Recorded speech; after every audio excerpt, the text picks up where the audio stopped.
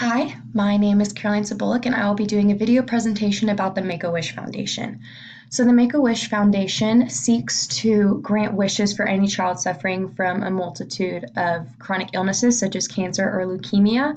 And any wish, it can be any wish, like throwing a baseball out at a game, being a ballerina, a police officer, anything, Make-A-Wish will grant it. They provide hope and light for a child suffering from this illness. It relieves stress and also provides hope for friends and family members, boosts the morality of the community, and also it's beneficial for health professionals because it's very hard for them to watch children suffer the way that they do.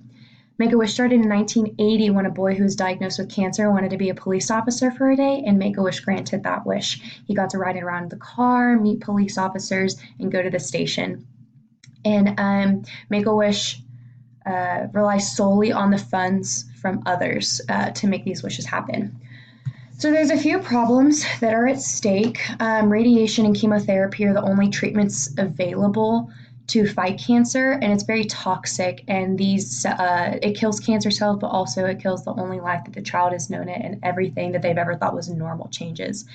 They suffer from physical deteriorations, a decline of emotional health, pain, fear.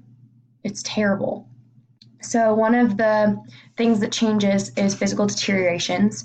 So because of the toxins and chemicals, their body changes. And according to the Ohio State University Comprehensive Cancer Center, these changes include hair loss, pale lips or a change of pigment in the skin, fatigue, memory loss, or a change in appetite. Any patient actively fighting against cancer will experience these. And for a child, it severely affects their psychological development just watching their hair fall out and their skin change colors. That's horrifying, and it's hard for these kids. So their emotional health declines.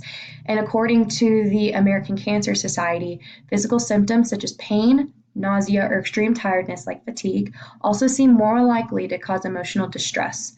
People might also fear death, pain, or all the unknown things that lie ahead. So unknown fears that lie ahead, like, am I going to go back to school? Am I going to live? What about my family? And then the family also has the same questions. Is my loved one going to pass away? One of the mental issues that can come out of a diagnosis is anxiety. The children are in a very vulnerable state. And according to anxiety in medically ill children, the prevalence rate of anxiety disorders among youth with chronic medical illnesses is higher compared to their healthy counterparts. So the more this child has to face radiation and chemotherapy and surgery, their anxiety and their fear will spike. So this is a graph just showing the anxiety and depression in a cancer patient. So at the beginning, depression and anxiety are high, but the anxiety is more fluctuating just because there can be surgeries, and if they're just hanging out, they're really like not hanging out, but like sitting in their bed and just hanging out with family, they're not really experiencing a lot of that anxiety. But the longer that they're having to experience this, the more their depression is going to increase. So along with anxiety, depression is present with cancer. And so the Lancet Oncology says that all patients who face a life-threatening diagnosis such as cancer experience a normal, albeit painful, emotional reaction, but a substantial minority will become clinically depressed. So not a huge group does, but children will still become depressed. So the European Journal of Cancer basically talks about a questionnaire, a checklist, and a scale that hospitals can use to detect cancer early on. And it says that 513 patients were screened and able to be sent to like counselors so that they can get help. Financial burdens is one of the biggest problems that they have. So according to Unhealthy and Uninsured, exploring racial differences in health and health insurance coverage using a life table approach, it says 46 million individuals in the United States did not have health insurance coverage in 2008. Later on in the same article also says that individuals who have inadequate health coverage are not going to get the greatest quality of care that they can possibly get. So if cancer patients, if their family isn't doing great financially, they're not going to get great care, and they have a greater risk of passing away. And it's important because in this article called The Association of Insurance with Cancer Care Utilization and Outcomes, it says that advances in the prevention, early detection, and treatment of cancer have resulted in an almost 14% decrease in the death rates from all cancers combined from 1991 to 2004 in the overall U.S. population. So if cancer patients who do not have adequate health insurance, they are going to die and they're not going to receive the care that they need. And that's heartbreaking. And that's unfair for the patients who can't get adequate health insurance. So although Make-A-Wish doesn't provide a direct medical cure to cancer, they do target the psychological development of the children.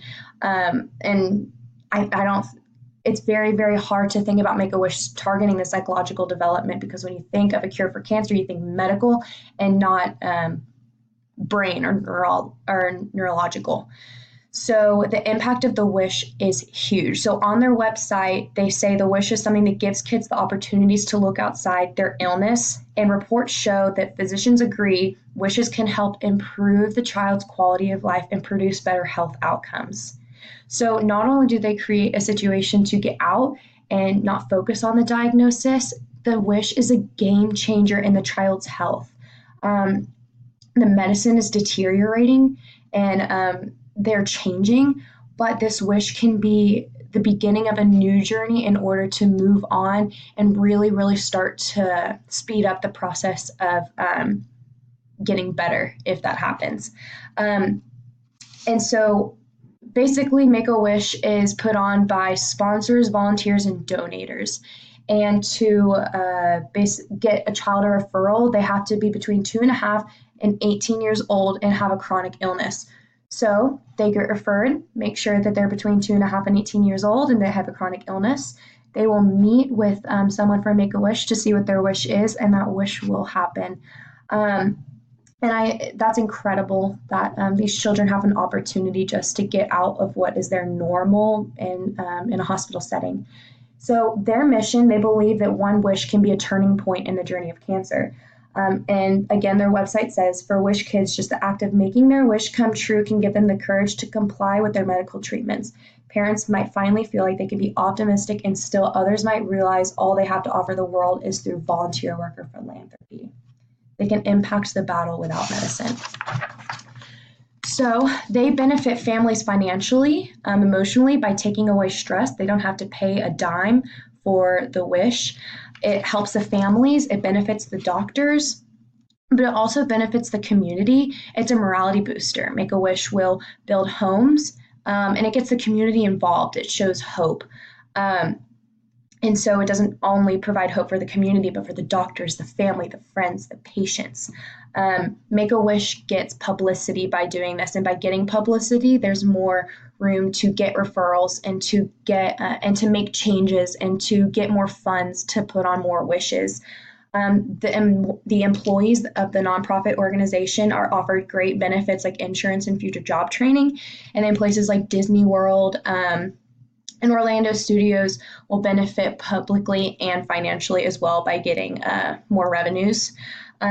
Celebrities get news, get more fame from it, and it just helps the child forget about their situation. So our success story is about Jarius Robertson. He was battling a chronic illness, usually in infancy, called biliary atresia, and it stunted his growth and he needed a new liver. So Make-A-Wish found him and granted his wish of meeting the New Orleans Saints, and they made him an honorary team member and got to go to practices and trainings. And then he was invited to the NBA All-Star Celebrity Game and the Excellence in Sports Performance Yearly Awards, where he was awarded the Jimmy V Perseverance Award. And when asked about it, he said, "The ESPYs, for real, the past 2 years have been a blessing in so many ways for me and my family. I have been able to do things I never thought I would be able to do." And in 2017, it was reported that he did get a new liver and he's doing great. But Make-A-Wish was able to make that happen. Make-A-Wish needs funds to put on more wishes, but they need to make those funds more accessible for people to donate. They need publicity for more people to make referrals and for more companies to want to donate and be a part of this. And they need referrals to make wishes happen for kids. And the referrals need to be a little bit more accessible as well, because not a lot of people know where to donate and not a lot of people know how to make referrals. So Make-A-Wish is a game changer when it comes to childhood cancer and cancer in general. It provides a way for kids to get out of the hospital and experience life and stop stressing and be hopeful. And these same feelings go towards the health professionals, towards the volunteers, the donators, the family, the friends, the community. We need Make-A-Wish in order to start breaking through the barriers of cancer and start focusing on the psychological development of the children rather than creating a cure.